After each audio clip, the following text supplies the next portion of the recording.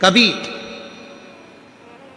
कोई विषम समस्या यदि आपके सामने खड़ी होती है, विषम समस्या जिसका कोई निराकरण हो ही नहीं रहा, सब दूर हाथ जोड़ लिए, सबसे कह लिए, सबको प्रणाम कर लिया, सबसे बोल दिया, सबसे विनय कर ली, तो भी वो समस्या मिटी नहीं रही है, तो हमारा निवेदन है 5 बेलपत्र, 5 दुर्वा, दुर्वा जानते हो, दूब, दुर्वा, 5 दुर्वा, 5 बेलपत्र, 5 कनेर के पुष्प शिव जी को समर्पित कर कर उसी 1 लोटे जल से 5 बार शंकर भगवान को जल चढ़ाना प्रारंभ करिए।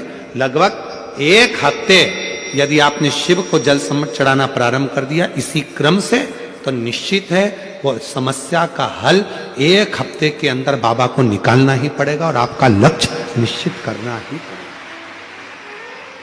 आपका लक्ष्य निश्चित करना पड़ेगा। कितनी बेलपत्र है? 5। कितनी दुर्वा है? 5। कितने कनेर के पुष्प हैं? 5। और जो 1 लोटा जल आप लेकर गए हो उसी को थोड़ा थोड़ा कर कर 5 बार समर्पित कर, 5 बार। नाम स्मरण रखना, तुमरुकेश्वर महादेव का। फिर से बोलिए नाम, जम के बोलो जरा, तुमरुकेश्वर महादेव। तुमरुकेश्वर महादेव का एक नाम ऐसा नाम है, हम कई माताओं से कहते हैं जिनके गर्भस्थ कई पत्र हैं ऐसे आए हुए, बहुत सारे पत्र हैं जिसमें माताओं ने कहा हमारे शरीर में गांठ थी और वो बाबा की कृपा से गांठ गली। एक पत्र है, अच्छा है, देखिए तुमरुका जी का नाम कितना प्रबल है, आप पत्र में देखिए।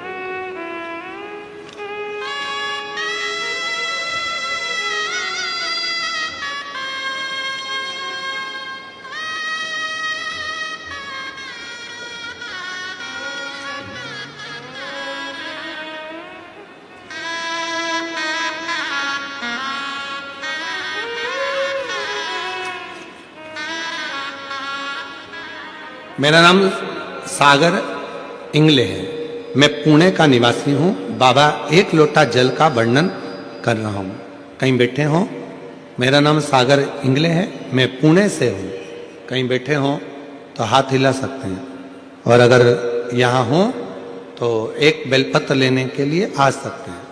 मेरा नाम सागर इंगले है, कहीं बैठे आप ही हैं, आ जाइए 1 बेलपत्र लेने। मैं पुणे का निवासी हूँ। बाबा 1 लोटा जल का वर्णन करें कि 1 लोटा जल से कैसे सफलता मिलती है। गुरुदेव, अचानक मेरी तबीयत बहुत खराब हो गई थी और एडमिट करना पड़ा।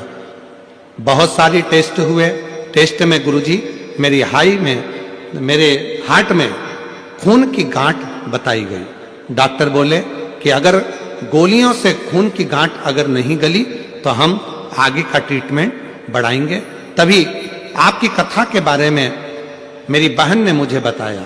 हम सीहोर भी गए, वहां रुद्राक्ष भी लिया और आपके कहे अनुसार हमने पिपलेश्वर महादेव के नाम से शिवजी को जल चढ़ाना प्रारंभ किया।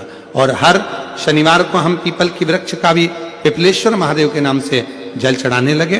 बाबा की कृपा, रुद्राक्ष का जल पीना प्रारंभ करा और दूसरी बार फिर वापिस जाकर हमने डॉक्टर को टेस्ट कराया तो बाबा की कृपा ऐसी हुई कि गठान पूरी तरह से गल गई थी। डॉक्टर बोले कि आगे कोई ट्रीटमेंट की जरूरत नहीं है और ना ऑपरेशन की जरूरत है, आप पूर्ण तरह से स्वस्थ हैं। ये शिव की उदार। एक तुमरुका जी का नाम, कुंदकेश्वर महादेव का नाम, पिपलेश्वर महादेव का नाम, बटकेश्वर महादेव का नाम, ये नाम इतने प्रबल नाम है कि यदि गर्भ में, गर्भ बच्चादानी में या शरीर के किसी भी भाग में अगर मान लो गांठ पड़ भी जाती है और यदि आप कुंदकेश्वर महादेव का नाम लेकर या तुमरुकेश्वर महादेव का नाम लेकर या पिपलेश्वर महादेव का नाम लेकर जब आप बेलपत्र को नंदी के पास बैठकर खाना या जल पीना शिव जी का प्रारंभ करते हो तो धीरे धीरे धीरे धीरे वो गांठ अपने आप गलना प्रारंभ हो जाती है, अपने आप गल। आ जाइए।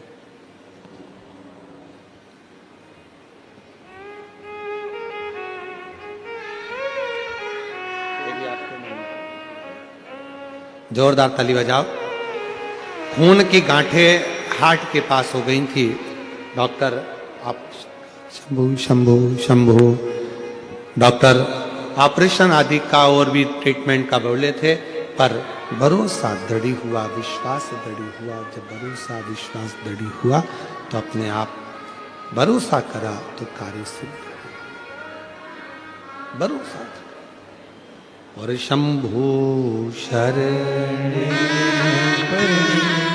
मांगू घड़ी घड़ी दुख काटो। बाहर की भी आवाज बढ़ाओ थोड़ा सा, तो आवाज का मालूम पड़ेगा।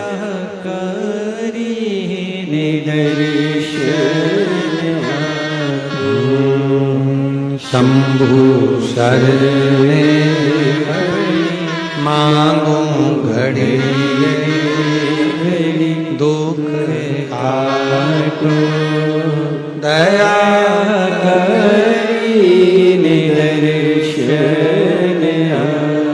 शिव कथा कर रही है। भगवान शंकर का पवित्र चरित्र करा। जो कार्य हम शिव को एक केंद्र मानकर करते हैं उसका फल मिलता जरूर। यदि शिव को केंद्र माना, एक पत्र और है देखिए।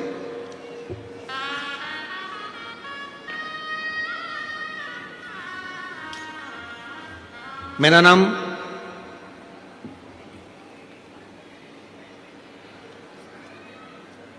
फड़ विठल राव साहेब है। मैं हकनाक वाड़ी, तहसील उदगीर, जिला लातूर, महाराष्ट्र से रहने वाली हूँ। कहीं बैठी हूँ तो हाथ हिला सकती हैं। मेरा नाम फड़ विठल राव साहेब है।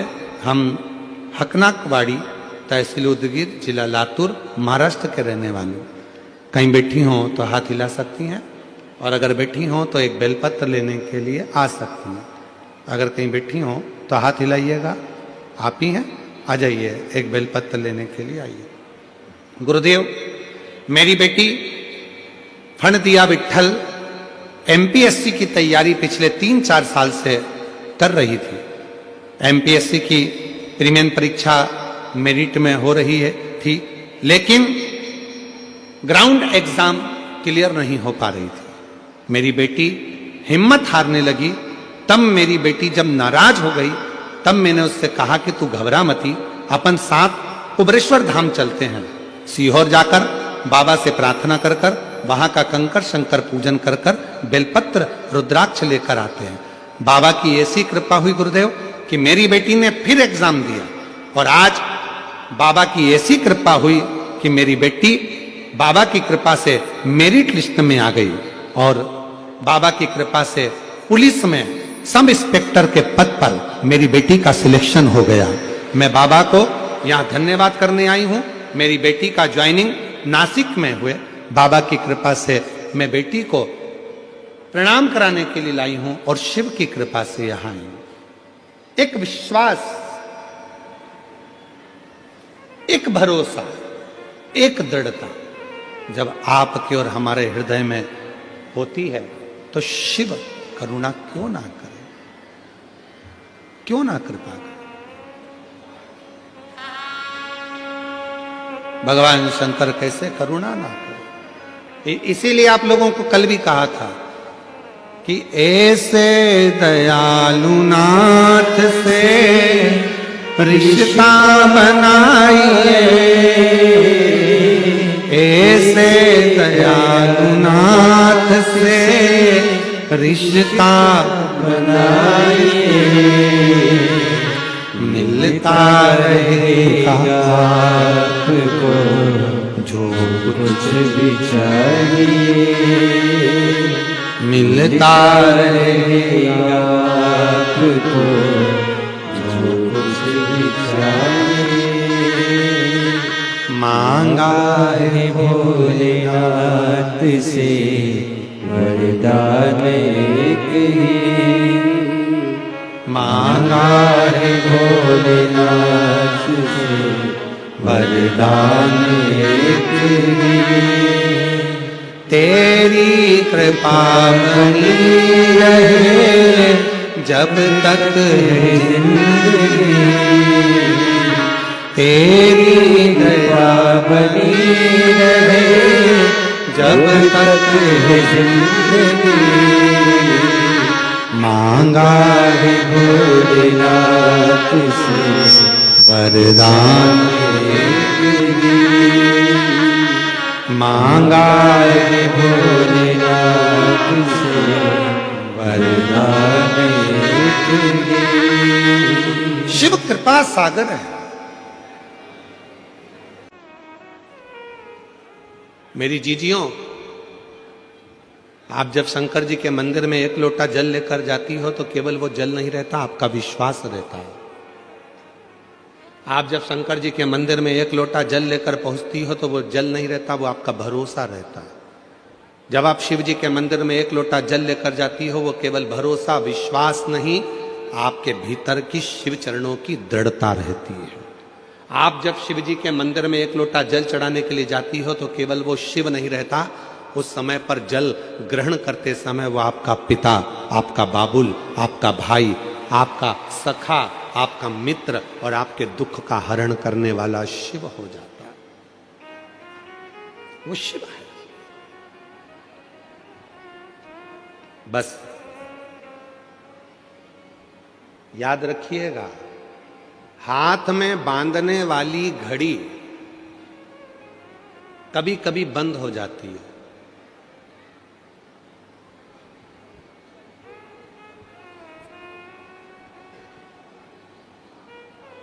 केवल तुम्हारी ही घड़ी बंद नहीं होती, हमारी भी हो जाती है। तो कई बार हमारे आशीष जी हमको इशारा कर कर बोल देते हैं, समय हो गया, घड़ी गड़बड़ हो गई है, चल नहीं रही।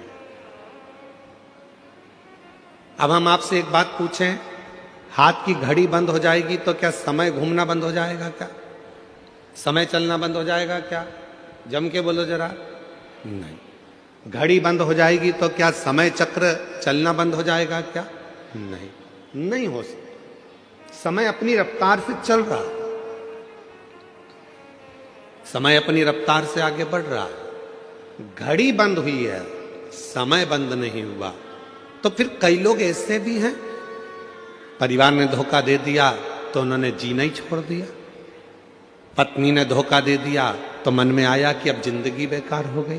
पति ने धोखा दे दिया तो लगा कि अब जीवन ही बेकार हो गया। फिर मन में आया रिश्तेदार ने धोखा दे दिया तो मेरा तो जीवन ही बेकार हो गया। एक कंपनी में जॉब कर रहा था, उस कंपनी से निकल गया तो सोचा कि अब तो मेरी पूरी जिंदगी बेकार हो गई, अब मुझे कोई दूसरा जॉब ही नहीं मिलेगा। क्यों सोचना? घड़ी बंद हुई है, समय चक्र बंद नहीं हुआ। याद रखना, घड़ी बंद हो जाए घबराना नहीं, समय तो चल रहा है और ये समय हमको सिखा रहा है कि दुनिया में कितना भी दुख की घड़ी आ जाए और घड़ी बंद भी हो जाए तो हिम्मत मत हारना। जैसे समय चक्र चलता रहता है वैसे भी तुम चलते रहना, तो तुम्हारी जिंदगी एक ना एक दिन मंजिल तक पहुंच जाएगी। समय चक्र के अनुसार अपने जीवन को अग्रण्यता रखिए, समय चक्र के अनुसार अपने जीवन को प्रबल रखिए। अपने जीवन, कोई कहता है कि बचपन में भगवान को भजना चाहिए, जवानी में भगवान को भजना चाहिए, अधेड़ी में भगवान को भजना चाहिए, कि बुढ़ापे में भगवान को भजना चाहिए। बोल रहे मुंबई वाली जीजियों और मुंबई के जीजाओं, बचपन में भगवान को भजना चाहिए, जवानी में भगवान को भजना चाहिए, अधेड़ी में भगवान को भजना चाहिए, कि बुढ़ापे में भगवान को भजना चाहिए। शिव महापुराण की कथा कहती है कि तुम्हारी जिंदगी में जब तुम्हें लगने लगे कि शिव मेरा पिता है, उसी समय से भगवान को भजना प्रारंभ कर देना चाहिए। उसी समय, इंतजार मत करना कि बचपन में कोई भगवान की भक्ति करी जाती है। जवानी में क्या भगवान का भजन किया जाता है?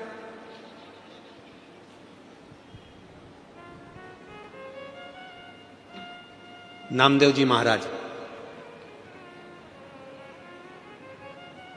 बाल्यावस्था से हरि विठ्ठल पांडुरंगा का भजन करते थे।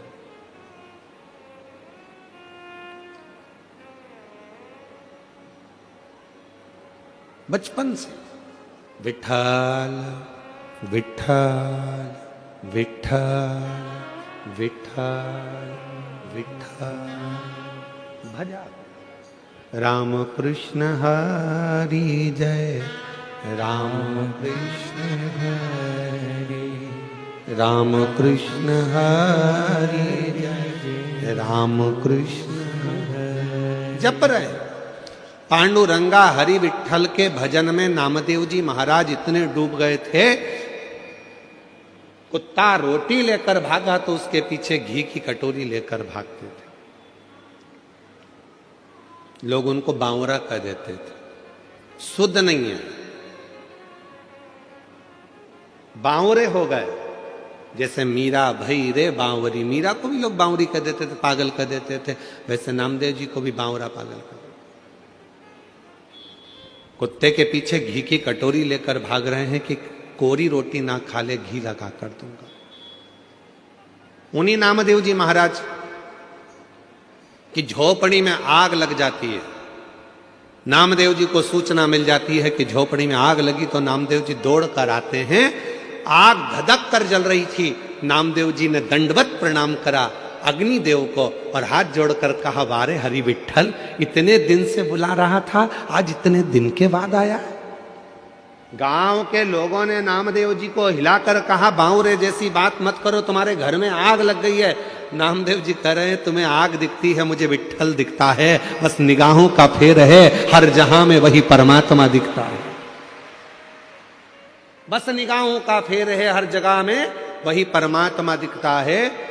तुझ में मुझ में हर एक में विठ्ठल नजर आता है। ये अग्नि नहीं, मुझे मेरा पांडुरंगा नजर आता है। और नामदेव जी ने तुरंत जिस कमरे में आग लगी थी दूसरा कमरा खोल दिया, दूसरे कमरे को खोला, तीसरा कमरा खोल दिया और भगवान से बोला, आओ अंदर प्रवेश करो, इसमें भी चले जाओ, इसमें भी जाओ।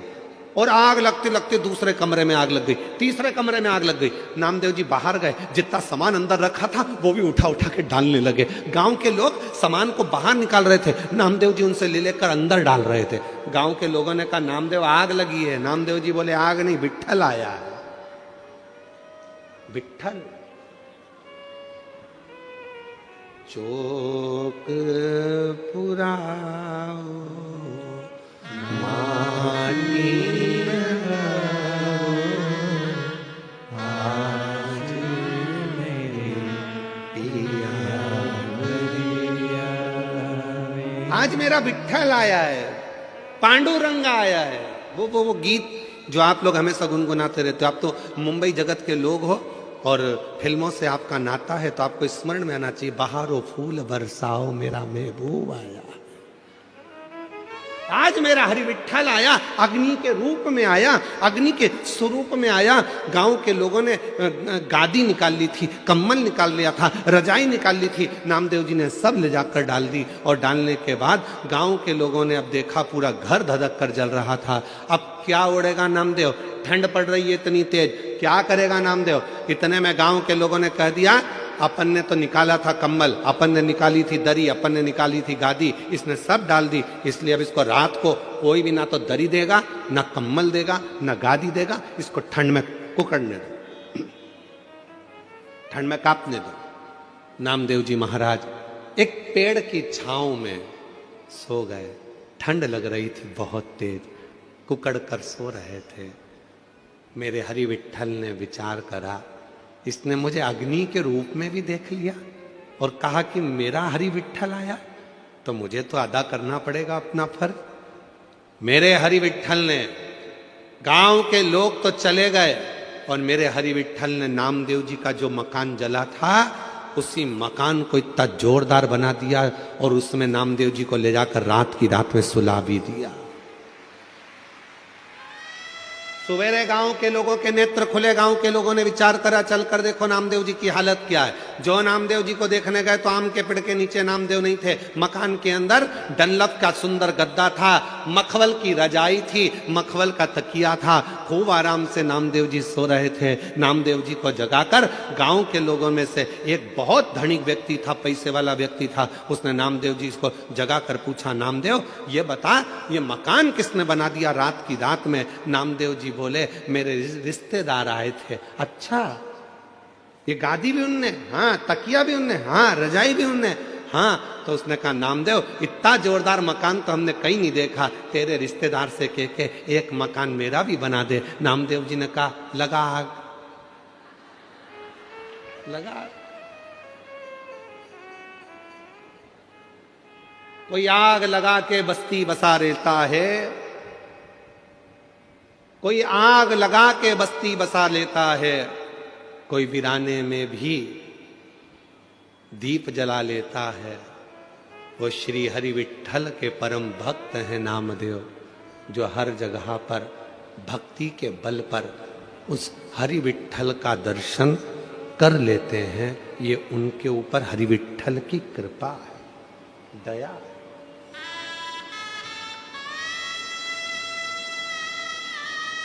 पड़ोसी कह रहा है हमारा मकान बनवा दो, लगा। आग लगाना कोई साधारण नहीं है, पूरा समर्पित होना साधारण नहीं है। मेरी जीजियों, कई लोग ऐसे हैं संसार में जो 3 बार 4 बार 5 बार पशुपति व्रत कर लिए, 5 बार प्रदोष कर लिया, 4-6 बार सोमवार के व्रत कर लिए, उसके बाद भी शिव जी सुनते नहीं हैं। तो उसके मन में आता है बाबा मेरी सुनते नहीं है। क्यों नहीं सुनते? क्योंकि आपका समर्पण पूरा नहीं है। जिस दिन आपका समर्पण पूरा हो जाएगा उस दिन मेरा देव अधिदेव महादेव आपका हो जाएगा। समर्पण कहां पूरा है?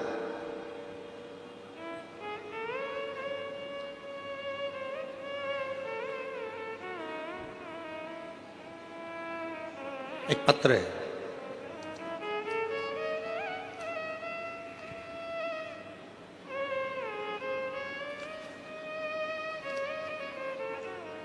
मैं पिंकी गोयल, पति भारत भूषण गोयल, मुंबई थाने में रहती हूं। कहीं बैठी हो तो हाथ हिला सकती हैं। मेरा नाम है पिंकी गोयल, पति भारत भूषण गोयल, मुंबई थाना में रहती हूँ। कहीं बैठी हो तो हाथ हिला सकती हैं, और अगर बैठी हो तो एक बेलपत्र लेने के लिए आ सकती हैं। मेरा बेटा चिराग गोयल 6 साल से सीए फाइनल का एग्जाम दे रहा था, लेकिन हर बार कुछ नंबर से रह जाता था। तब आपके कहने पर मैंने 2 बार पशुपति व्रत किया और हम 1 बार सीहोर गए। बाबा, आप कहते हो कि कुबेरेश्वर धाम जाने पर 3 महीने में ही मनोकामना पूरी हो जाती है, लेकिन बाबा ने मेरी 2 महीने में ही मनोकामना पूरी कर दी और मेरा बेटा सीए बन गया। मैं बाबा को प्रणाम करने के लिए आई। फिर मैं दोबारा सीहोर गई और 2 महीने में ही मेरे बेटे की सगाई भी हो गई। गुरुजी, मेरा बड़ा बेटा अंशुल गोयल भी आपका भक्त है और आपकी कृपा से बेटे ने कनाडा में पीएचडी पूरी की है और अच्छी जॉब भी मिल गई है, शादी भी हो गई है। मेरे बाबा का जितना गुणगान करूं उतना ही कम है। बाबा इसी तरह हमारे पूरे परिवार पर और पूरे देश पर अपनी कृपा बनाकर रखें, यही शिव की कृपा। विश्वास था, पक्का था, मन में यह विश्वास था कि पशुपति व्रत करूंगी मेरा काम होगा। मन में यह विश्वास था कि सीहोर जाऊंगी, कुबेरेश्वर धाम पर जाकर कंकर शंकर पूजन करूंगी, रुद्राक्ष लाऊंगी, मेरा बाबा मुझे संभाल लेगा। जब विश्वास है तो परमात्मा है, अगर विश्वास ही नहीं तो परमात्मा कहां से होगा? भरोसा ही तो परमात्मा है। आप इतनी संख्या में आए हो, इतनी संख्या में आप लोग आए हो। आप में से कई माताएं ऐसी हैं जिनको पूरा भरोसा है। आप में से कई मेरे जीजा ऐसे हैं जिनको पूरा भरोसा है। आप में से कई बेटा बेटी ऐसे हैं जिनको पूरा भरोसा है। आप में से कई बुजुर्ग ऐसे हैं जिनको पूरा भरोसा है कि मैं कल्याण में इस मीरा रोड पर कथा सुन रही हूं भयंदर में बैठकर, मुंबई में बैठकर, वहां की मिट्टी अगर मेरे शरीर पर लगेगी और यह पक्का है कि मैं जो मांग कर जाऊंगी मेरा 3 महीने में मेरा बाबा मेरी मुराद पूरी करेगा, मतलब करेगा, निश्चित करेगा।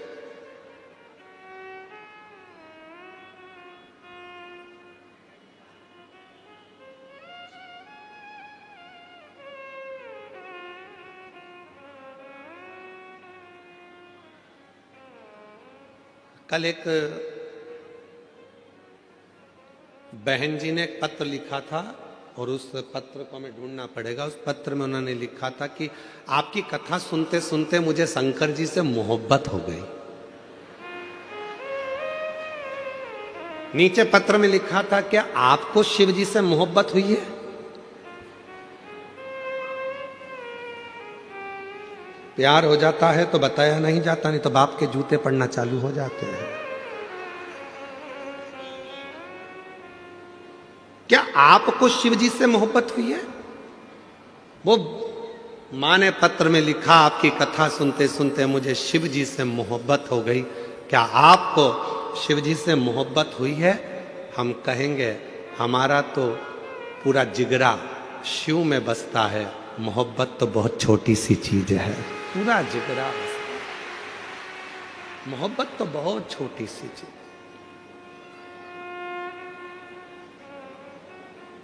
ये दुनिया के लोगों के आगे एक आरती का एक लाइन आती है, तन मन धन सब है तेरा, स्वामी सब कुछ है तेरा, तेरा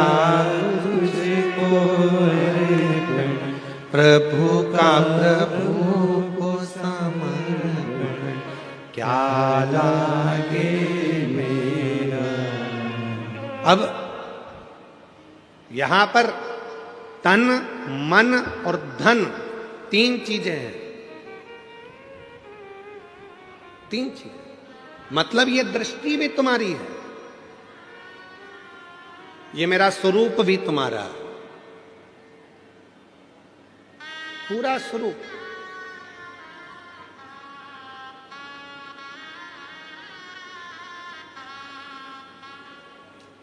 कहा गुरुजी तन मन धन लिखा है तो इसमें धन मतलब अपने घर का जितनी प्रॉपर्टी है, जितना धन है सब भगवान का नहीं, तुमने कमाया है तुम्हारा है, मना कौन कर रहा?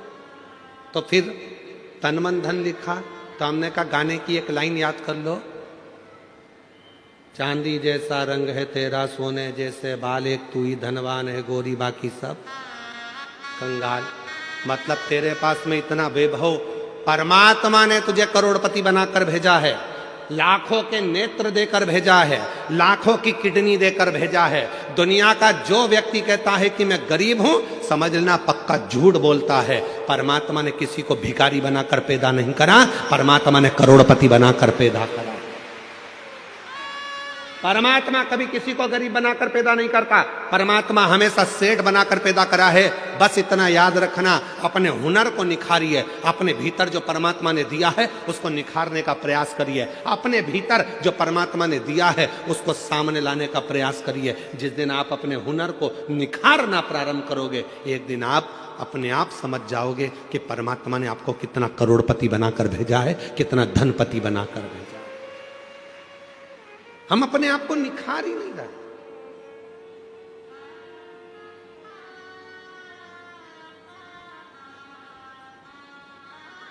कई माताएं अपने बच्चे से कहती हैं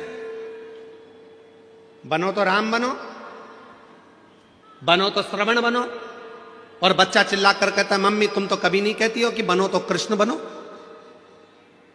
माँ ने कहा हम इसलिए नहीं बोलते क्योंकि तुम समझोगे कि भगवान कृष्ण ने माखन को चुराया, भगवान कृष्ण ने चीर चुराया, तो हमको लगता है कि तुम भी कहा कुछ वैसा ना करने लगो, इसलिए हम तुम्हें कृष्ण नहीं, हम तुम्हें राम बनने को कहते हैं, हम तुम्हें श्रवण बनने को कहते हैं। इतनी देर में बच्चा कहता है अगर तुम कहती हो कि राम बनो श्रवण बनो तो मैं राम बनने को तैयार हूं। जैसे दशरथ जी ने अपनी पूरी सत्ता राम जी को सौंपी थी, लाओ जरा तिजोरी की चाबी सौंपी है, देव हमको तिजोरी की चाबी। कठिन है, इसलिए अपने बच्चों से कहना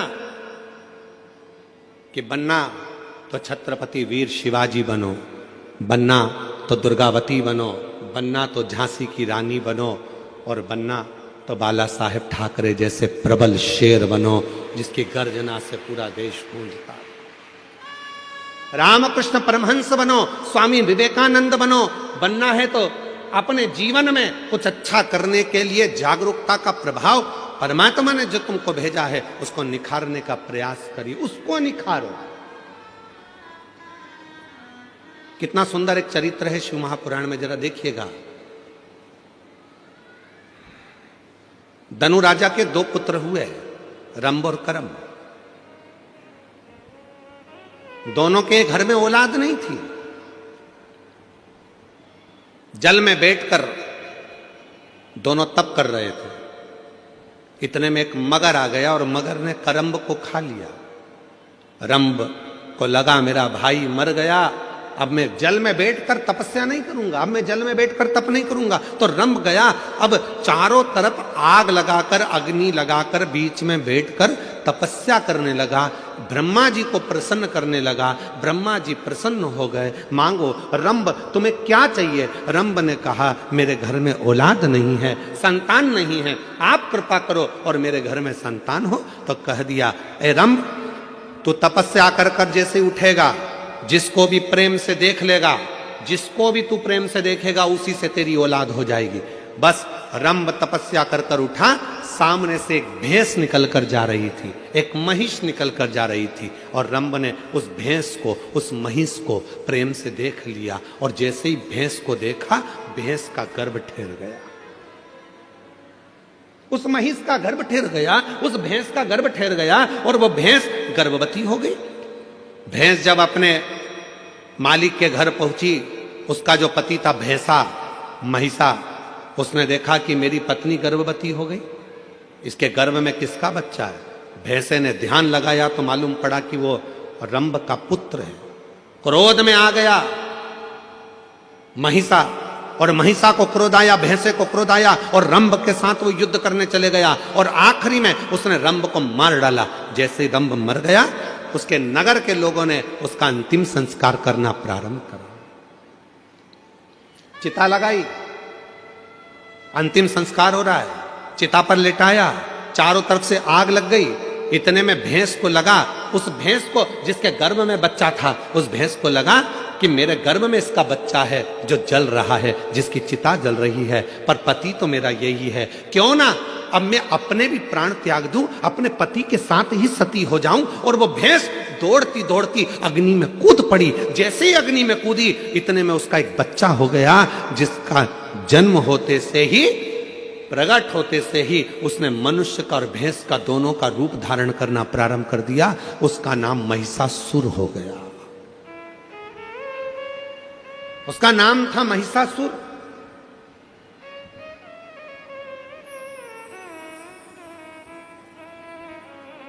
भैंस का रूप धारण कर कर, भैंसे का बड़ा रूप धारण कर कर सामने आ गया।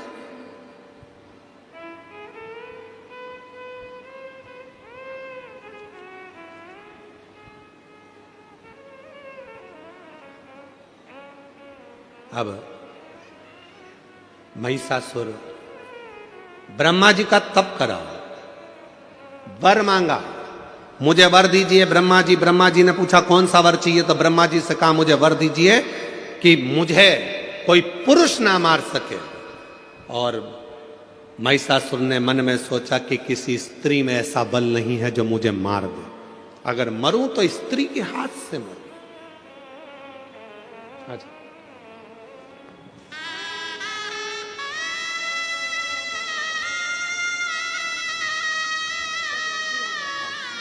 भाई आपको बैठे थे सीए भी बनने की और दूसरे बेटे का भी अच्छे जॉब की। एक बार जोरदार ताली बजाओ। दोनों बच्चों का अच्छा जॉब भी लगा और दोनों बच्चों का विवाह भी हुआ। बहुत बहुत बधाई आपको। महिषासुर को वर मिल गया, मरूं तो एक स्त्री के हाथ से मरूं। तथास्तु। खूब उपद्रव मचाया उस महिषासुर ने, बहुत बहुत उपद्रव मचाया। इतना उपद्रव महिषासुर ने मचाया चारों तरफ हाहाकार मच गई। हर जगह पर लोग घबराने लगे, डरने लगे, भय खाने लगे। इतना भय उत्पन्न होने लगा महिषासुर के कारण कि देवताओं के पास में दौड़ दौड़ कर जाते, प्रार्थना करते, इस महिषासुर को मार दो। ब्रह्मा जी ने कहा, ये महिषासुर ऐसे मरने वाला नहीं है, ये मरेगा तो किसी स्त्री के हाथ से मरेगा, इसको देवता नहीं मार सकते, इसको मारेगी तो केवल एक नारी मारेगी। अब देखिए, जो कथा चल रही थी वो यहां पर आकर जुड़ी है। आपके अंदर एक भगवान ने ऐसा गुण देकर भेजा है, उस गुण को आपको निखारना, उस गुण को निखारना। कैसे मरेगा? देवताओं से जाकर कहा, आप सबकी धर्म पत्नियों को जाकर कहिए कि कोई एक इस महिषासुर को मार दो। इंद्रदेव की पत्नी से कहा, क्या तुम मार सकती हो? ब्रह्मा जी ने कहा, नारी में बल तब आता है जब वो अपने पति का सम्मान करे, आदर करे, सत्कार करे और नमन करे, ऊंची आवाज में बात ना करे, तो नारी के अंदर एक बल बड़ा प्रबल रहेगा, बड़ा प्रबल।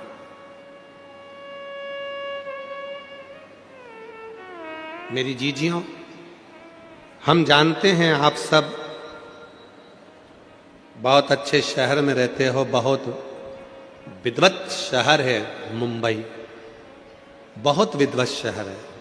हम सब जानते हैं कि आप लोग बहुत विद्वान भी हैं, पर एक निवेदन आप सब से करेंगे, आप बनो विद्वान, मना नहीं है, आप बहुत अच्छे शहर में रह रहे हो, आपकी विद्वत्ता है, फिर भी निवेदन है, एक माता पिता को, दूसरा घर के बुजुर्ग को, तीसरा अपने पति को, चौथा अपने परमात्मा को प्रणाम करने में कभी पीछे मत हटो, उसको नमन जरूर करा करो। घर के बुजुर्गों को नमन करने पर हमारे ऊपर यदि कोई तकलीफ आने वाली होती है तो वो कट जाती है, वो तकलीफ कट जाती है।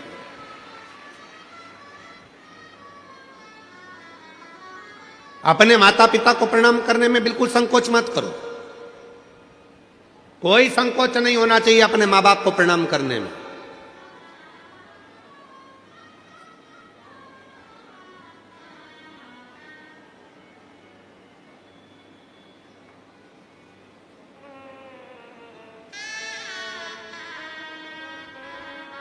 एक हमारे बहुत अच्छे जजमान हैं, बहुत अच्छे हैं, उनके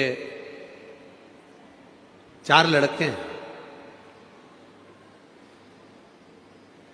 2 विदेश में रहते हैं, 2 इंडिया में रहते हैं, भारत में, और बड़े बड़े शहर में रहते हैं, और हमारे जजमान ब्यावरा के पास में रहते हैं। तो हमने उनसे कहा कि अब तुम बुजुर्ग हो गए हो दोनों, तो बेटों के पास क्यों नहीं चले जाते?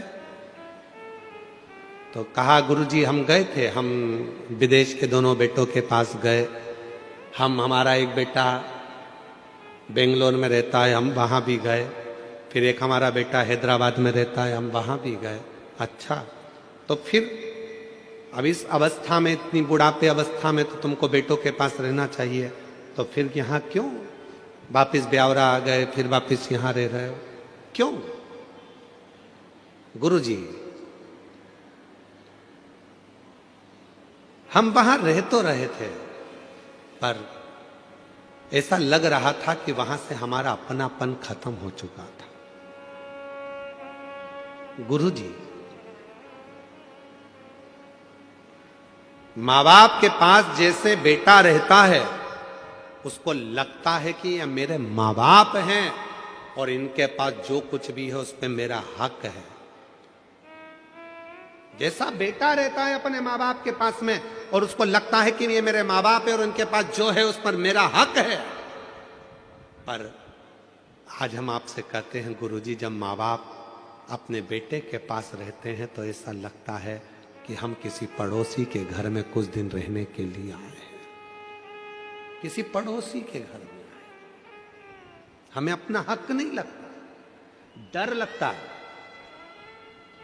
सामान तेज गिर गया, बेटा जाग कर आएगा कुछ कह देगा, पानी ज्यादा गिर जाएगा तो बहू कुछ कह देगी, कुछ कहूंगी तो पोता पोती कुछ कह देंगे, डर सा रहता है। इसलिए गुरुजी हम उनके पास नहीं, अपने गांव में ब्यावरा के पास में रहते हैं, 2 रोटी बनाकर खा लेते हैं, कम से कम भय की जिंदगी तो नहीं जीते, अपनी गुड जिंदगी को जीने का प्रयास करते।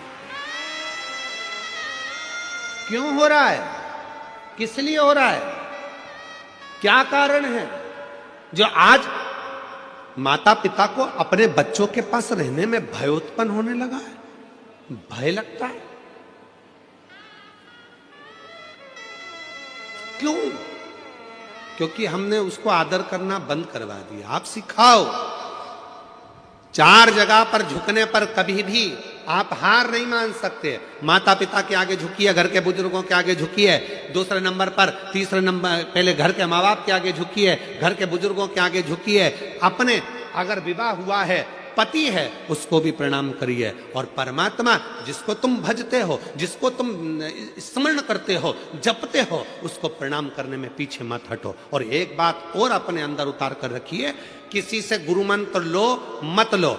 आज के जमाने में 50 बार सोचना पड़ता है कि गुरु किसको बनाया जाए, इसको बनाए गुरु, उसको बनाए गुरु, उसको बनाए गुरु। आज के जमाने में किसी पर भरोसा भी नहीं टिक पाता, ना जाने कौन ऐसा मिलेगा जो हमारी जिंदगी नाश कर कर चले जाएगा। तो गुरु भी सोचना पड़ता है, अच्छा कब मिलेगा, कैसा मिलेगा, क्योंकि आज के जमाने में गुरु फिरे बाजार में, हमसे दीक्षा ले, हमसे गुरु मंत्र लो, हमसे दीक्षा लो, गुरु फिरे बाजार में, हमसे दीक्षा ले, तुम नरक पड़ो चाहे स्वर्ग जाओ, पर लिफाफा हम ही को दो। आज के गुरु तो ऐसे हो गए हैं जो केवल धन की चाह करते हैं। पर याद रखना, अगर कोई गुरु नहीं मिल रहा, किसी को आप गुरु नहीं बना पा रहे हो, तो एक काम करना, अपने शंकर को 1 लोटा जल चढ़ाकर श्री शिवाय नमस्तुभ्यम बोलकर मंत्र का जप करना प्रारंभ कर दो।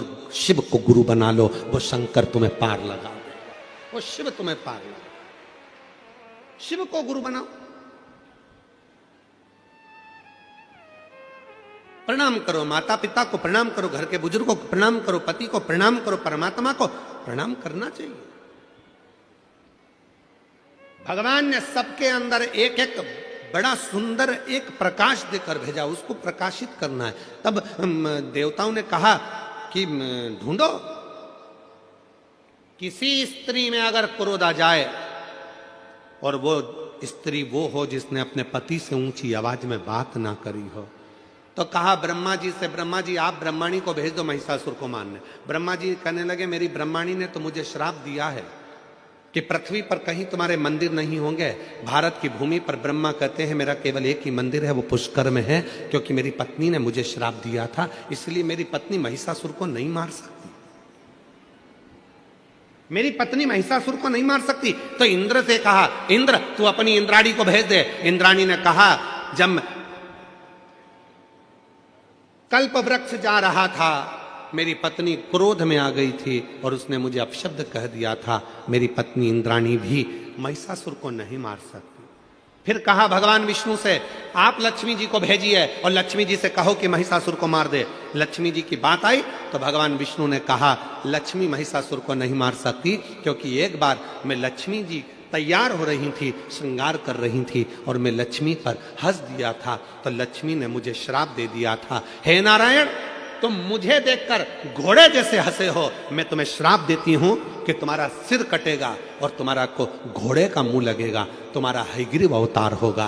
तो मेरा घोड़े का मुख लगा और मैंने हयग्रीव अवतार धारण करा, तो लक्ष्मी भी महिषासुर को नहीं मार सकती।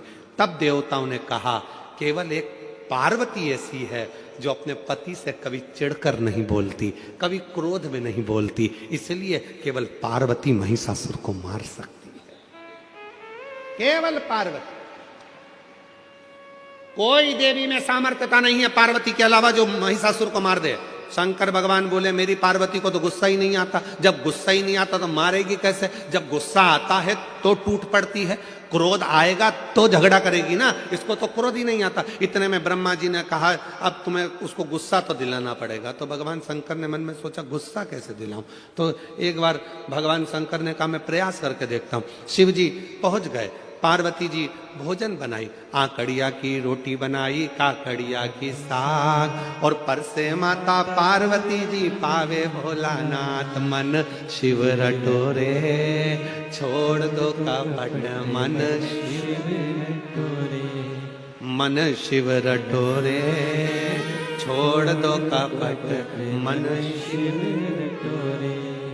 आकड़िया की रोटी बनाई, काकड़िया की साग, बोलो बोलो, आकड़िया की रोटी बनाई, काकड़िया की साग, और परसे माता पार्वती जी, परसे माता पार्वती जी, और पावे भोलानाथ, मन शिव रटोरे छोड़ दो कपट, मन शिव रटोरे। पार्वती जी ने भोजन परोसा, शिव जी भोजन कर रहे थे। शंकर भगवान गुस्सा दिलाने के लिए तैयार हो गए। पार्वती, तेरा अगला जन्म कितना विचित्र था पार्वती, हे पार्वती कितना विचित्र। पार्वती को कुछ सूझ ही नहीं पड़ी, वो तो अपनी रोटी बनाने में लगी थी।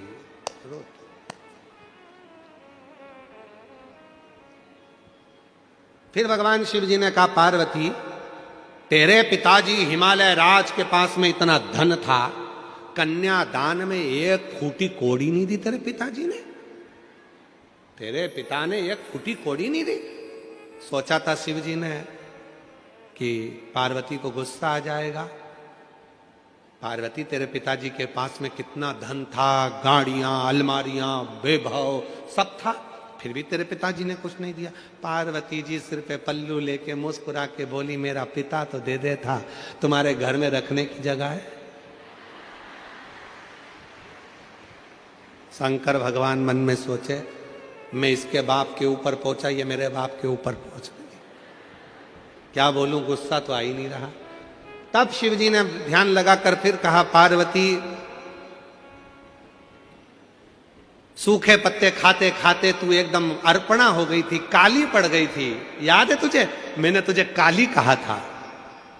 इतने में पार्वती जी बोली, तुम्हें सोचना चाहिए, इतने समय के बाद में थक गई, जब तप कर कर कर काली पड़ गई, तब तुम मुझे लेने आए, पहले या जाते तो मैं काली नहीं पड़ती। शिव जी मन में सोचे, गलती मेरी गिना रही है, पर इसको गुस्सा तो आ ही नहीं रहा। शंकर भगवान बाहर गए भोजन करते करते, भगवान विष्णु और ब्रह्मा जी बाहर खड़े थे। उन्होंने हाथ जोड़कर बोला, प्रभु कुछ हुआ? शंकर भगवान बोले, रत्ती भर भी करंट नहीं आया, रत्ती भर नहीं आया। इतने में भगवान ब्रह्मा और विष्णु ने तुरंत कहा, प्रभु आपने क्या क्या बोला? तो कहा, मैंने उसके पिताजी के बारे में बोला कि तुम्हारे पिताजी ने कुछ नहीं दिया, तो वो बोली तुम्हारे घर में रखने की जगह नहीं थी, उसके बारे में बोला। तो इतने में भगवान विष्णु ने कहा, एक काम करो कि पार्वती का जो अगला जन्म था सती का, उनके पिता के बारे में बोलो, हो सकता है थोड़ी आग लग जाए, हो सकता। जब मायके के बारे में बोला जाता है तभी थोड़ी सी क्रोध आता है। अब शिव जी ने कहना चालू करा, पार्वती तेरा अगला जन्म कितना विचित्र था, तेरे पिताजी ने यज्ञ रखा और उस यज्ञ में सबको बुलाया, मुझे नहीं बुलाया, तुझे नहीं बुलाया, तेरा पिता था अपनी बेटी को नहीं बुलाया, और तू पहुंच भी गई तो धक्के मारकर निकाल दिया तेरे पिताजी ने। इतनी देर में तो पार्वती जी जो आटा उसन रही थी उसको और जम के उसनना चालू करा, और जम के। आज भी आटा उसनने के बाद आटे में 3-4 उंगलियां दबाई जाती है। आप लोग दबाते हो कि नहीं दबाते हो मालूम नहीं, देखा है आप लोगों ने? आटा उसनने के बाद उसमें 3-4 उंगलियों को ऐसे ऐसे दबा दिया जाता है, दबाते हैं उसके अंदर।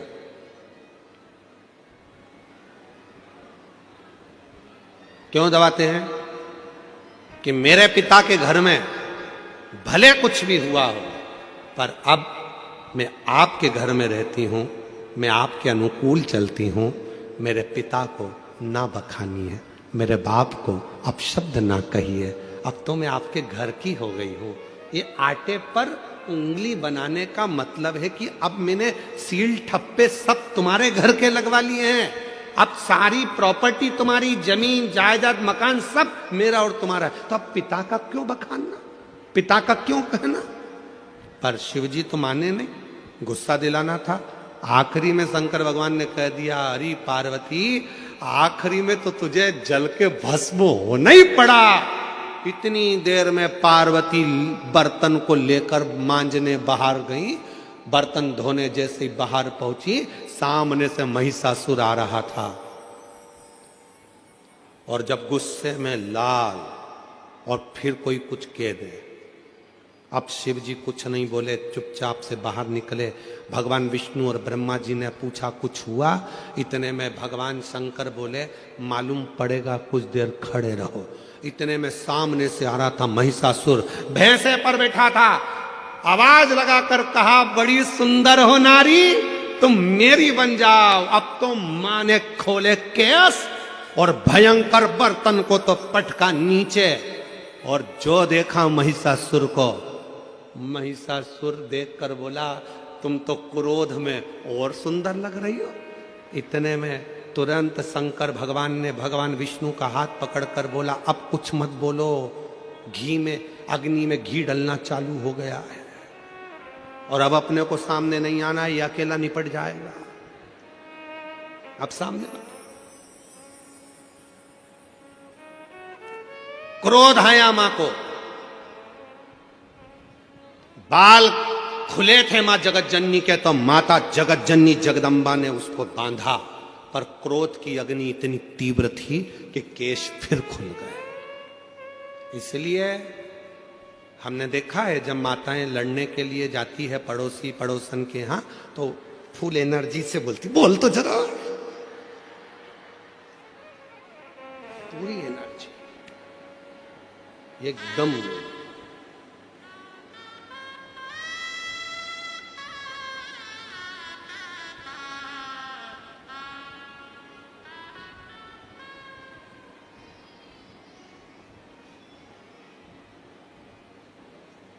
वो कई माताएं जूड़ा बांध के उसमें ऐसा फूल लगा लेती है, ऐसे ऐसे थोड़ा थोड़ा थोड़ा थोड़ा चारों तरफ फूल लगा,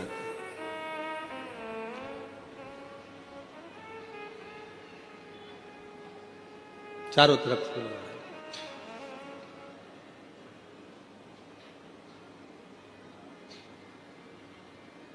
हमारा निवेदन है, वो फूल देखकर फ्लावर मत समझ लेना।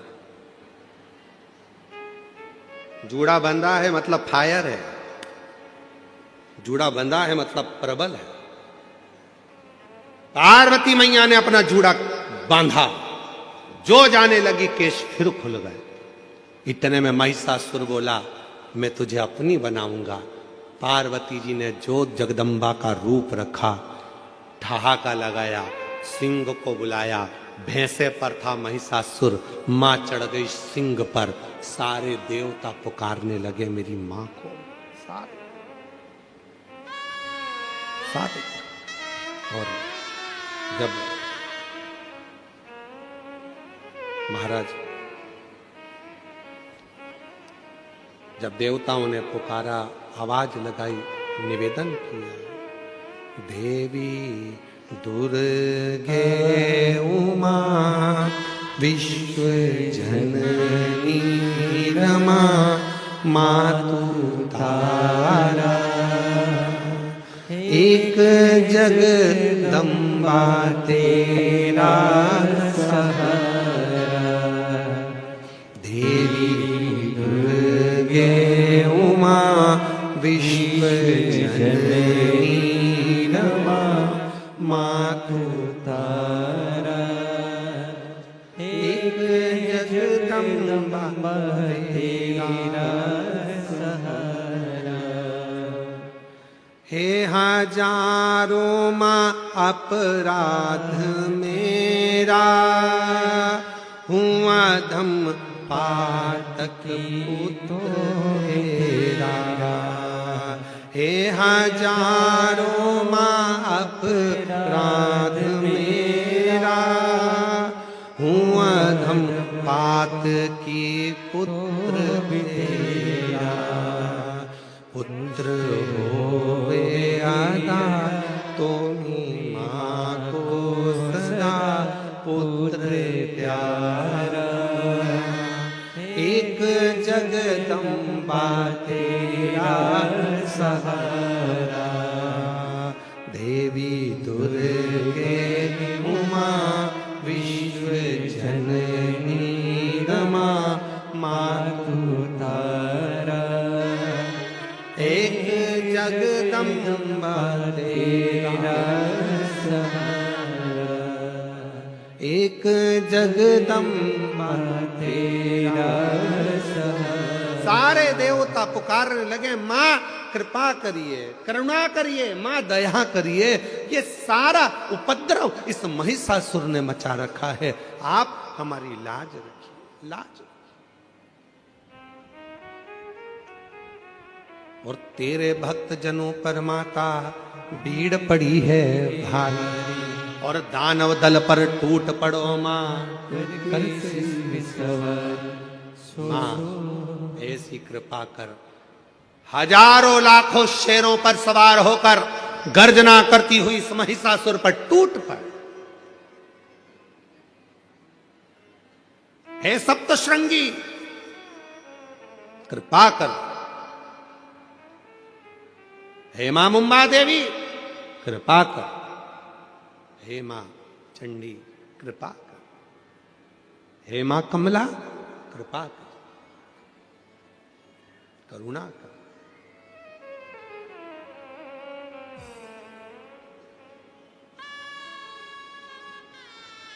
मां देवता निहार रहे, मां को क्रोध आएगा, करुणा करेगी, दया करेगी,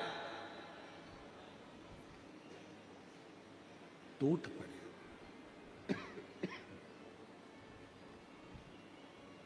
शिव जी को अपने मन का भाव बोलिए और हृदय से बाबा को अपने मन की बात कहकर प्रणाम करिए, विनय करिए, निवेदन करिए। जहाँ जगह मिले वहाँ बैठकर बाबा को मन की बात कहिए। आज कथा तृतीय दिवस में पहुंच रही है, कल कथा का चतुर्थ दिवस रहेगा। चौथे दिन की कथा मतलब 5 दिन की कथा में चौथे दिन की कथा को क्या कहते हैं? शिवरात्रि। और परसों के दिन कल का कथा का समय तो यही रहेगा 2 बजे से 5 बजे तक। परसों 28 तारीख को कथा विराम होगी, उसका कथा का समय सुबह 8 बजे से 11 बजे तक रहेगा और कथा 11 बजे विराम होगी। ये कथा 2025 की विराम की कथा रहेगी और 2026 में फिर वही 4 से 10 जनवरी बड़े आनंद के साथ diamond industrial park 4 national highway number 8 Palsana जिला सूरत में 4 से 10 जनवरी तक दोपहर में 2 बजे से 5 बजे तक शिव महापुराण की कथा रहेगी। भाव से आप और हम उस कथा का लाभ लेंगे। फिर जनवरी में ही 16 से 22 जनवरी बड़ौदा गुजरात में शिव महापुराण की कथा रहेगी 22 तारीख तक। उसके बाद में उत्तर प्रदेश वालों के लिए बधाई है बहुत बहुत। उत्तर प्रदेश में प्रयागराज में माघ मेले में 27 से 31 जनवरी तक 5 दिवसीय शिव महापुराण की कथा 1 बजे से 4 बजे तक सतुआ बाबा सेवाश्री खाक चौक महावीर मार्ग पाटुन पुल नंबर 1 माघ मेले में 5 दिवसीय शिव महापुराण की कथा। उत्तर प्रदेश वासियों को बहुत बहुत बधाई हो जो माघ मेले में आप 5 दिन शिव पुराण की कथा को श्रवण करेंगे। 27 जनवरी से 31 जनवरी तक दोपहर में 1 बजे से 4 बजे तक बड़े भावों के साथ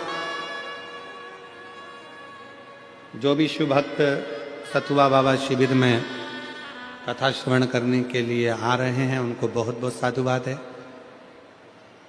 और भाव से ये पवित्र कथा सतुआ बाबा शिविर में चलेगी,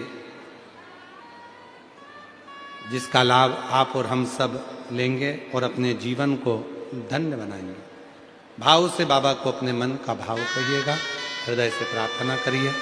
2 दिन की कथा हो रही है, कल और परसों। दिल से बाबा को अपने भाव व्यक्त करिएगा।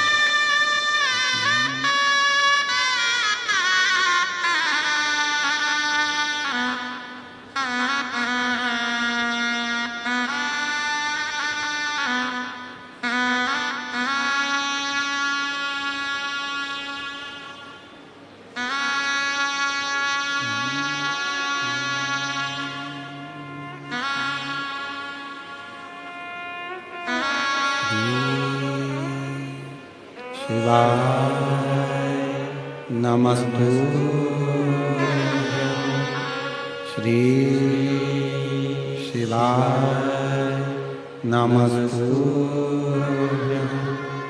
श्री शिवाय नमस्तु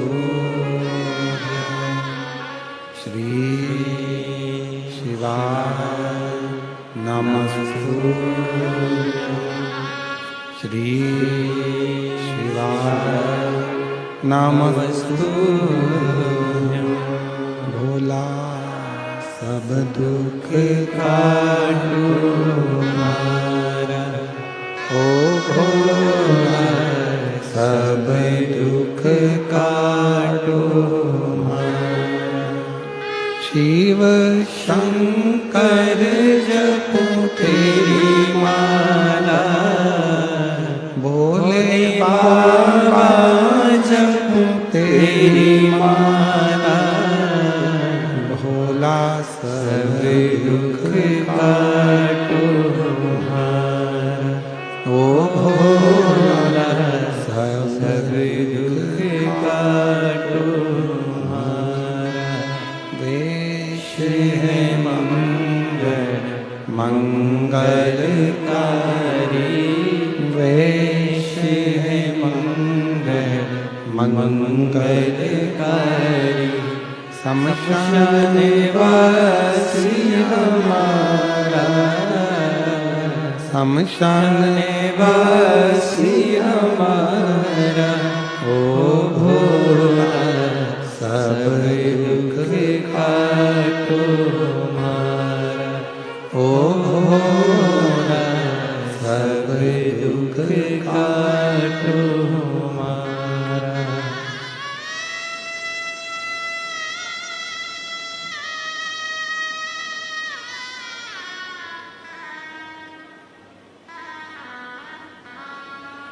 बाबा देवाधिदेव महादेव भगवान शिव, ओगरदानी त्रिकालदर्शी कैलाशी अविनाशी भगवान शिव की कथा कर रहे हैं। महिषासुर मां जगत जननी जगदम्बा अंबा माता पर उनको देखकर अपशब्द पर अपशब्द कह रहा था।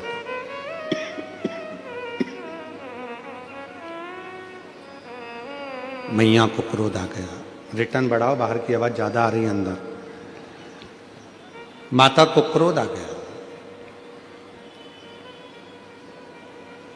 और देवी दुर्गे उमा विश्व जननी रमा मातु तारा, एक जगदम्बा तेरा सहारा, एक जगदम्बा तेरा सहारा। माँ हजारों सिंह के ऊपर चढ़कर सिंह की सवारी कर कर महिषासुर पर दौड़ पड़ी। महिषासुर माता को अपशब्द पर अपशब्द कह रहा था। इतने में मां चढ़ी सिंह पर और जो महिषासुर पर दौड़ पड़ी तो महिषासुर के छाती पर जो त्रिशूल का प्रहार करा महिषासुर के प्राण उसी समय छूट गए। देखिए जरा कितनी कृपा है मां की। भगवान शंकर ने केवल माता को थोड़ा सा बल दिया है। जब महिषासुर का मर्दन हो गया, महिषासुर समाप्त हो गया, तो मां पार्वती जी ने शिव जी से कहा, इतनी शक्ति मुझ में कैसे प्रकट हो गई जो मैंने इतने बड़े असुर का संहार कर दिया। इतने बड़े असुर का संहार मैंने करा है, इतनी शक्ति मुझ में प्रकट कैसे हुई। भगवान देवादिदेव महादेव ने कहा, सुनो पार्वती, तुम जब महिषासुर का संहार कर रही थी, उसी समय मैंने भगवान ब्रह्मा और विष्णु के सामने संपूर्ण जगत की स्त्रियों को, घर में जन्म लेने वाली एक बेटी को, घर में जन्म लेने वाली एक नारी को, घर में जन्म लेने वाली एक कन्या को, घर में जन्म लेने वाली एक स्त्री को मैंने उसी समय पर वर दे दिया था कि जगत में, संसार सागर में, पृथ्वी पर जो भी कन्या, एक लड़की अगर पृथ्वी पर जन्म लेगी तो उस नारी के संग में शंकर भगवान की आदि शक्ति भी उसके अंदर विराजमान कर रहे।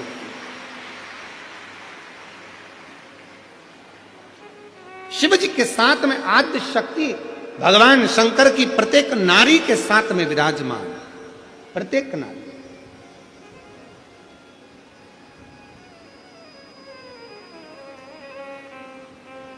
और देवी दुर्गे उमा विश्व जननी रमा मातु तारा, एक जगदम्बा तेरा सहारा, एक जगदम्बा तेरा सहारा।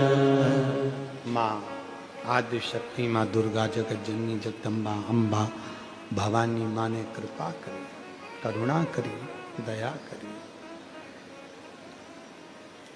तो शिव कथा कर रही है।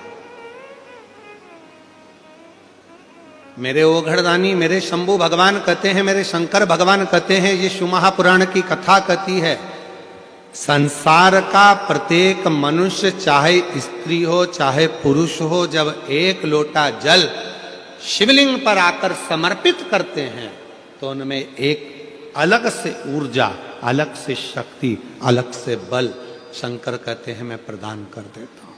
उसमें बल अपने आप आ जाती, शक्ति अपने आप आ जाती।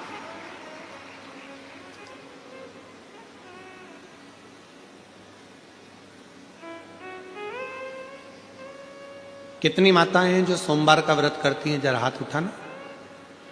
बहुत सारी हैं, रखो रखो, रखिए।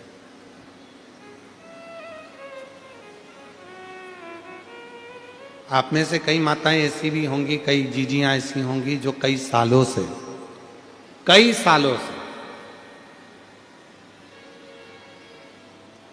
हो सकता है आप में से कई माताएं ऐसी हों जो कुंवारी अवस्था में भी अपने मायके में भी व्रत करती हैं। हो सकता है आप में से कुछ मेरी जीजियां, मेरे कुछ जीजा, उन कुछ बेटियां कुछ ऐसे हों जिनको व्रत करते करते 2 साल, 5 साल, 8 साल, 10 साल हो गए। सोमवार का व्रत चल रहा है उनका, चल रहा है। कई बार पति भी कह देते, परिवार के लोग कह देते, तुम्हारे अंदर इतनी शक्ति, तुम्हारे अंदर इतना बल, तुम्हारे अंदर इतनी एनर्जी कहाँ से आ जाती है जो तुम इतना ये सोमवार का व्रत इतने समय से कर रहे हो, इतना बल कैसे आ जाता है, इतनी शक्ति कैसे आ जाती है?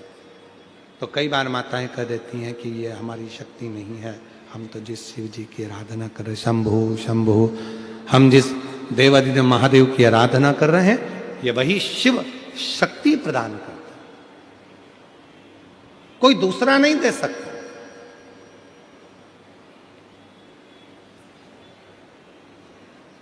प्रश्न आया, जिस समय पर भगवान देवादिदेव महादेव की पवित्र कथा श्रवण करना थी, बिंदुक को प्रेत योनि से मुक्त करना था और चंचुला देवी शिव महापुराण की कथा तुमरुका जी से श्रवण करने के लिए बैठी थी। तुमरुका जी से शिव पुराण की कथा श्रवण करने बैठी। बाहर के स्पीकरों की आवाज बढ़ाओ, अंदर के स्पीकरों की आवाज बढ़ाइए, स्पीकरों की आवाज बढ़ाओ। कहे कहा, पूछा तुमरुका जी के पास में जब माता पार्वती जी ने भेजा, जब माँ जगतजननी जगदम्बा पार्वती जी ने जब कहा, और पार्वती जी ने जब कहा कि अगर तुम्हारे पति को प्रेत योनि से मुक्त करना है, शंभु शंभु शंभु शंभु शंभु, जब तुम्हारे पति को प्रेत योनि से मुक्त करना है तो क्या तुम तुमरुका जी से जाकर शिव महापुराण की कथा श्रवण कर सकती हो? और तुमरुका जी कोई साधारण नहीं है। फिर निवेदन करूं मेरी जीजियों से, 20 साल शादी के हो गए, 25 साल शादी के हो गए, 30 साल शादी के हो गए, हमने इस व्यासपीठ पर देखा है कई माताओं को जिनकी शादी के 40-40 साल हो गए, उसके बाद भी भगवान देवादिदेव महादेव की कृपा से उनके घर भी औलाद मेरे शंकर भगवान ने प्रदान कर 35-40 साल। तो अगर 20 साल शादी के हो गए, 25 साल हो गए, नहीं है संतान, तो दुख नहीं होना। सफेद आंकड़े की जड़ पति पत्नी दोनों लेकर आए, तुमरुका जी का नाम लेकर, रजस्वला धर्म के 7वें दिन तुमरुकेश्वर महादेव का नाम लेकर जो सफेद आंकड़े की जड़ है उसको देव अधिदेव महादेव पर से 21 बार भ्रमण कराकर घुमाकर लाल धागे में नंदी के पास खड़े होकर शिवलिंग का दर्शन करते हुए उसको मां नारी अगर अपने कमर पर बांध लेती है और शिव की कृपा उस पर होना प्रारंभ हो जाती है। और बाबा हम कहेंगे अगर एक बार नहीं हो तो दूसरी बार करो, दूसरी बार नहीं हो तो तीसरी बार करो, पर चिंता मत करना, बाबा के आश्रित होकर उसके भरोसे, उसकी दृढ़ता में, उसके भरोसे पर करना। जब पूर्ण समर्पण तुम्हारा शिव पर हो जाएगा, जब पूर्ण समर्पण तुम्हारा भगवान देवादिदेव महादेव पर हो जाएगा, जब पूर्ण समर्पण तुम्हारा शंकर के प्रति हो जाएगा, तो निश्चित है कि तुम्हारे घर में एक बाबा पुष्प जरूर देगा, तुम्हारे घर में संतान जरूर देगा, औलाद जरूर देगा।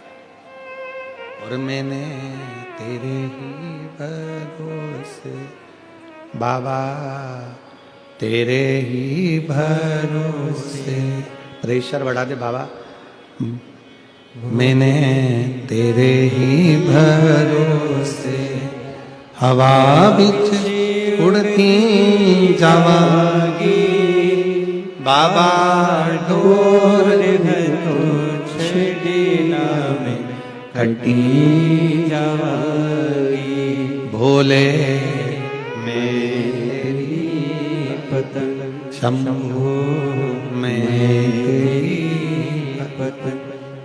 तुमरुका जी के वचन पर विश्वास कर कर चंचुला देवी अपने पति के लिए शिव महापुराण की कथा को श्रवण कर रही।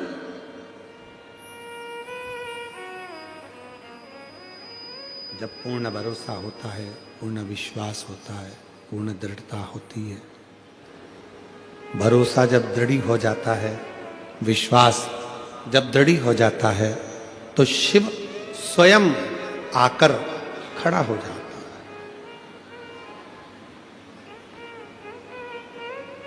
शिव स्वयं आता है।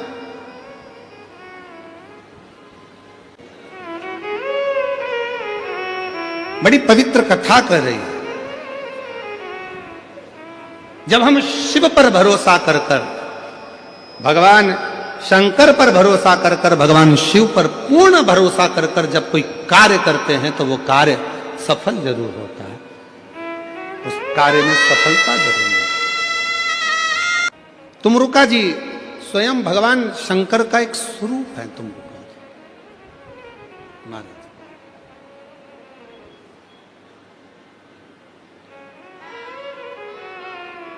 और जब तुमरुका जी ने शिव महापुराण की कथा का वाचन करना प्रारंभ किया तो एक बड़ा सुंदर प्रसंग आता है कि आप भगवान देवादिदेव महादेव के पास में भले आप बचपन में ना जा पाए, जवानी में ना जा पाए, अधेड़ी में ना जा पाए, पर बुढ़ापे में शिव की आराधना साधना बहुत जरूरी है। शिव की आराधना बहुत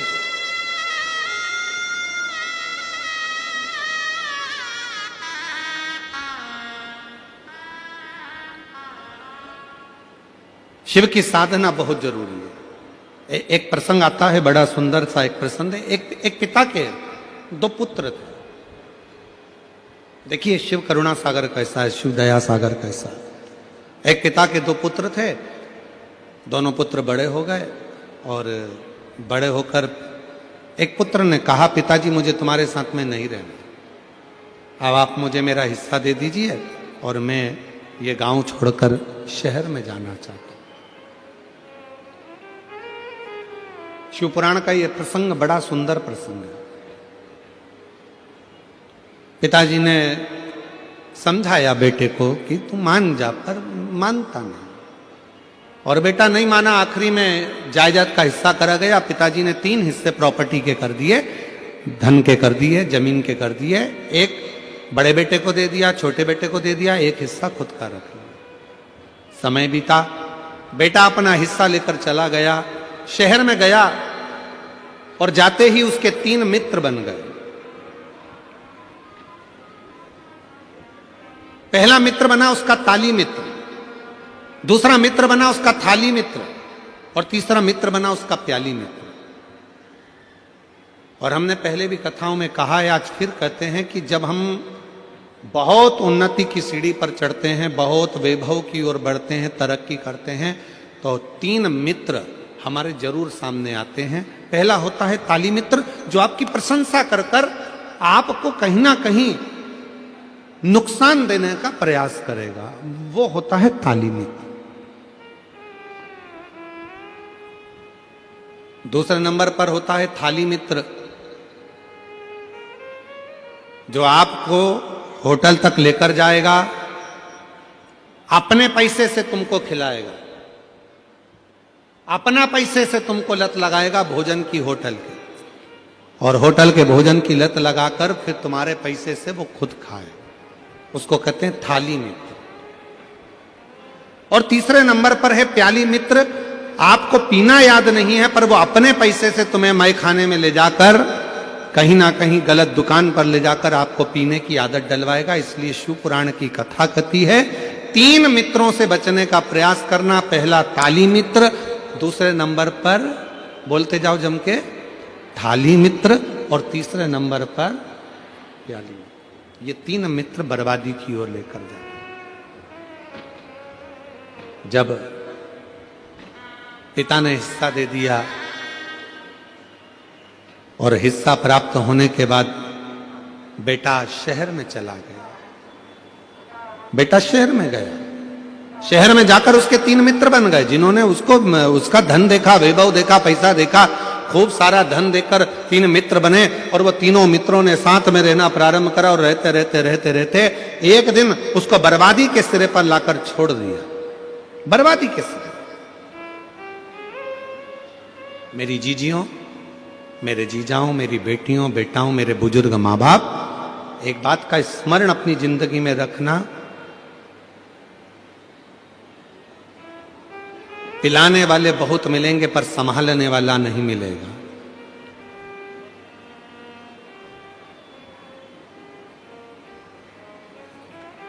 बर्बाद करने वाले ढेर मिलेंगे पर आबाद करने वाला कोई ना मिलेगा। इसलिए अपनी सावधानी अपने साथ में होना बहुत जरूरी है, बहुत जरूरी। जो बेटा गया था शहर में वो थोड़े ही दिन में पूरा बर्बाद हो गया, पूरा बर्बाद, कुछ नहीं बचा, कोई संपदा नहीं, पूरी की पूरी बर्बादी उसकी हो गई। आखिरी में वो अकेला पड़ गया। जो मित्र बने थे, ताली मित्र प्रशंसा करने वाले, थाली मित्र खिलाने वाले, प्याली मित्र मय खाने में ले जाने वाले, मदिरा की दुकान पर ले जाने वाले, ये तीनों मित्र भी साथ छोड़ दिए। कुछ भी उसके पास में नहीं बचा। तब उसके स्मरण में आया, अब करूं तो करूं क्या मैं? क्या अपने गांव वापिस चले जाऊं? अगर गांव जाऊंगा पिताजी धक्का मारकर निकाल देंगे तो कहां जाऊंगा? फिर भी एक बात प्रयास करता हूं कि गांव जाता हूं। मित्र के पास गया, पहले गया अपने मित्र ताली मित्र के पास। अरे यार तू तो मेरा साथ देता था, मेरे को बस गांव जाने के लिए मुझे 100 रुपए दे दे। 100 रुपए ना दिए। फिर गया थाली मित्र के पास में जो होटल में बैठकर साथ में खाता था, उससे कहा मुझे थोड़ा सा पैसा चाहिए, मुझे गांव जाना है, उसने भी नहीं दिया। प्याली मित्र में नहीं दिया, तब अकेला पैदल पैदल पैदल पैदल अपने गांव पर जा रहा, पैदल पैदल। और जब गया देखा पिताजी खेत में काम कर रहे थे, खेत में काम कर रहे, देखा काम करते करते पिताजी का ध्यान गया अपने बेटे पर, और बेटे पर जो ध्यान गया तो पिताजी ने बाहें फैला ली, और जैसे ही बाहें फैलाई बेटा दौड़ कर गया और पिता के गले लग गया। पिता के जैसे ही गले लगा तो बेटा रोकर, झझक कर रोकर कहता है, पिताजी मैंने पूरा धन बर्बाद कर दिया, पूरा पैसा मेरे दोस्तों ने खा लिया, सब कुछ मैं बर्बाद हो गया, सारे पैसे को मैंने गलत जगह पर लगा दिया, और तो भी आपने मुझे अपने गले से लगा लिया। पिताजी ने कहा, बेटा धन चले गया कोई बात नहीं, संपदा चली गई कोई बात नहीं, पर तू तो मेरे पास में आ गया ना, चिंता मत कर, चिंता मत कर, तू मेरे नजदीक में है ना। जैसे एक पिता अपने पुत्र के लिए बाहें फैलाकर, हाथ फैलाकर खड़ा है, और कैसा भी पुत्र है उसको गले से लगा रहा है, उसी तरह मेरा शिव है, उसी तरह मेरा शंकर है, उसी तरह मेरा देव अधिदेव महादेव है, बाहें फैलाकर खड़ा है। जब दुख आए, तकलीफ आए, कष्ट की घड़ी हो, बहुत दुनिया ने धोखा दे दिया, ठोकर लग जाए, तब आखिरी में एक लोटा जल लेकर शिव के शिवालय तक पहुंचना प्रारंभ कर दो, मेरा बाबा तुमको गले लगाना प्रारंभ कर देगा, अपने हृदय से लगाना। वो लगा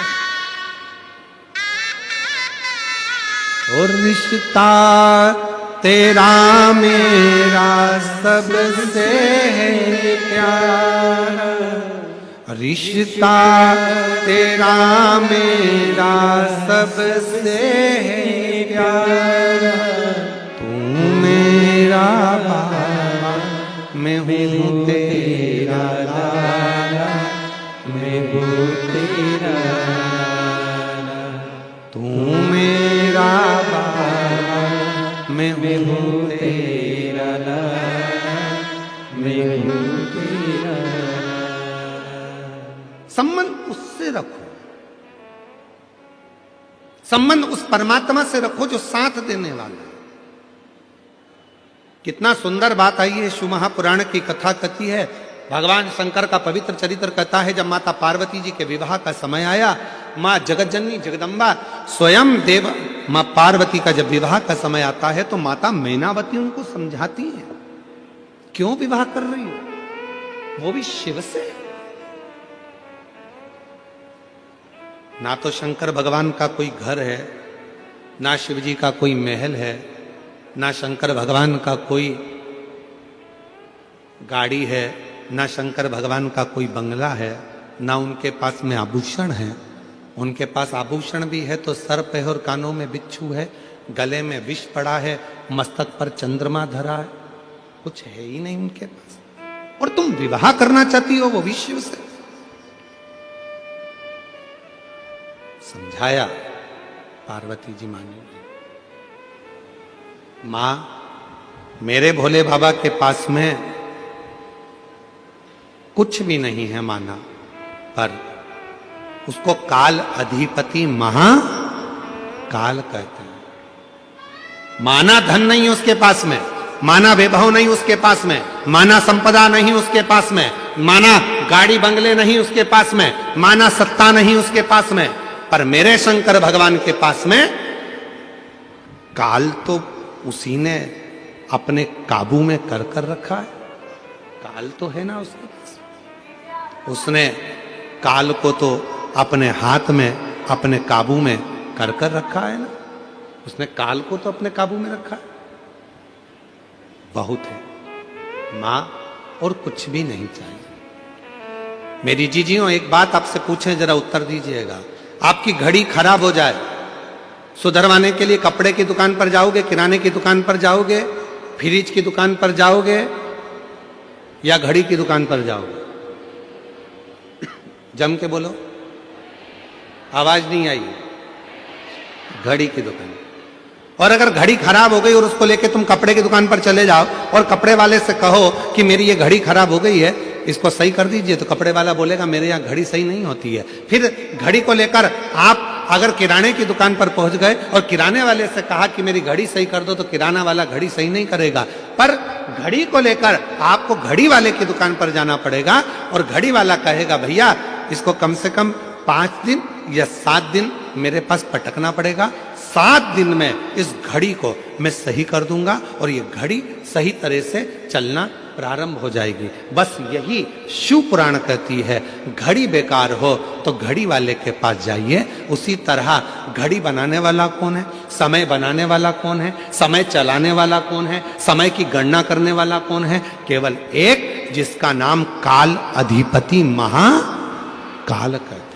काल अधिपति, काल मतलब समय, जो समय को बनाया जिसने, घड़ी को बनाया जिसने, चक्र को बनाया जिसने, जिसने समय चक्र घड़ी का निर्माण करा है। अगर घड़ी बेकार हो, तुम्हारा समय बेकार चल रहा हो, तुम्हारी तकलीफों का समय चल रहा हो, तो इधर उधर कहीं मत भटको, कहीं मत जाओ। जाना है तो मेरे देव अधिदेव महादेव के मंदिर में जाकर 1 लोटा जल चढ़ाना प्रारंभ करो, तुम्हारी घड़ी संवरना सुधरना प्रारंभ। घड़ी वाले ने कहा 5 दिन लगेंगे घड़ी सुधारने में। मीरा भाई अंदर में कथा कितने दिन की है? जम के तो बोलो, 5 दिन। घड़ी सुधारने में कितने दिन लग रहे हैं? 5। आप 5 दिन शिव महापुराण की कथा को सुनने के लिए आ रहे हो, तो ये भी निश्चित है कि तुम्हारी भी जो घड़ी गड़बड़ हुई थी, जो समय गलत चल रहा था, मेरा काल अधिपति उस समय को श्रेष्ठ जरूर करेगा। समय को श्रेष्ठ वाई वो संभालेगा।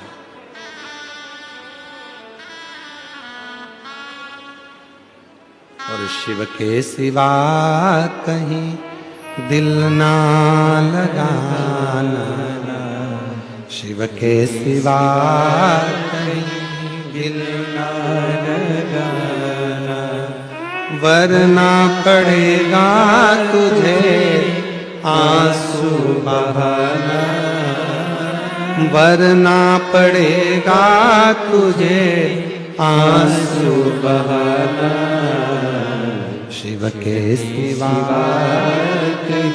दिल ना लगाना, शिव के सिवा दिल ना लगाना। क्यों भटके? एक पत्र है, अच्छा है, देखिए बहुत अच्छा पत्र है।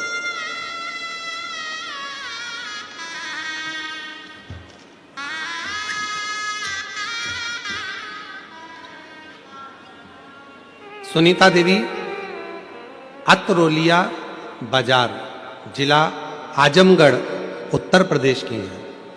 कहीं बैठी हो तो हाथ हिला सकती हैं। अगर कहीं बैठी हो, आजमगढ़ उत्तर प्रदेश। बाबा को प्रणाम करती हूँ। 1 लोटे जल का वर्णन। मेरे घर परिवार में बहुत समय से दुख और कष्टों से चल रहा था। हम पूरी तरह से हार चुके थे। सब जगह प्रयास कर कर देख लिया, पर कोई रास्ता नहीं मिला। तब मेरी भाभी ने मुझे शिव पुराण के बारे में बताया। हम आस्था चैनल पर इसको सुने, उसमें 1 लोटे जल के बारे में बताया और हम हर रोज शिव मंदिर में जाने लगे। पशुपतिनाथ का व्रत भी किया और आज बाबा की ऐसी कृपा हुई, मेरे बेटे की नौकरी सिविल इंजीनियरिंग भाभा परमाणु अनुसंधान केंद्र में मुंबई में लग गई। मैं बाबा को यहाँ प्रणाम करने के लिए आए। शिव को नमन। एक पत्र और अच्छा है, देखिए।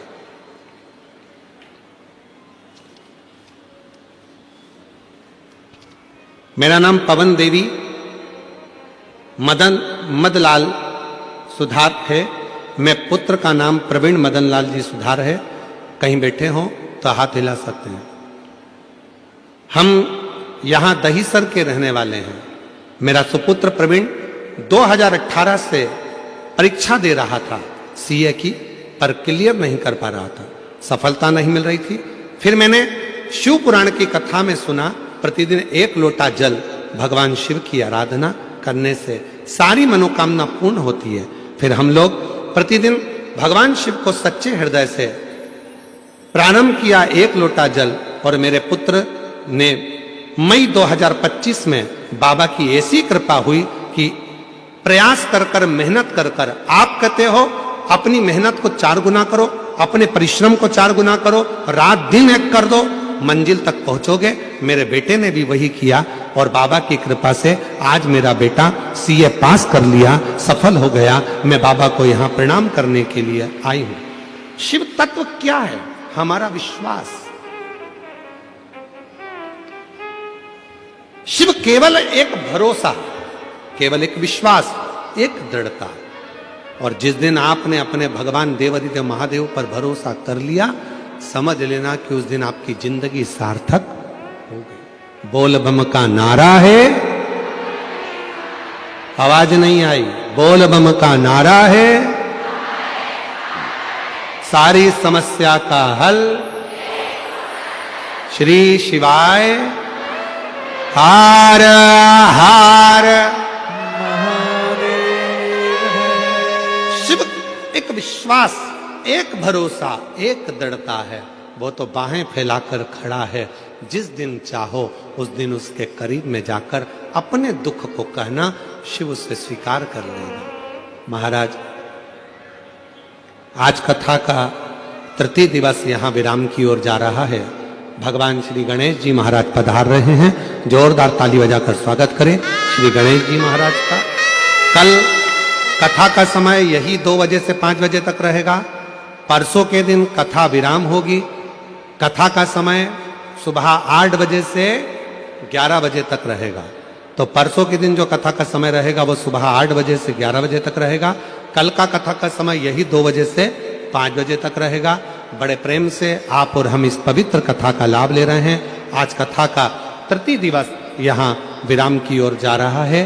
फिर कल कथा का चतुर्थ दिवस अर्थात भगवान शिव की शिवरात्रि का क्रम रहेगा। बड़े भाव से आप और हम कथा का लाभ लेंगे और अपने जीवन को धन्य बनाएंगे। आरती का क्रम प्रारंभ होगा।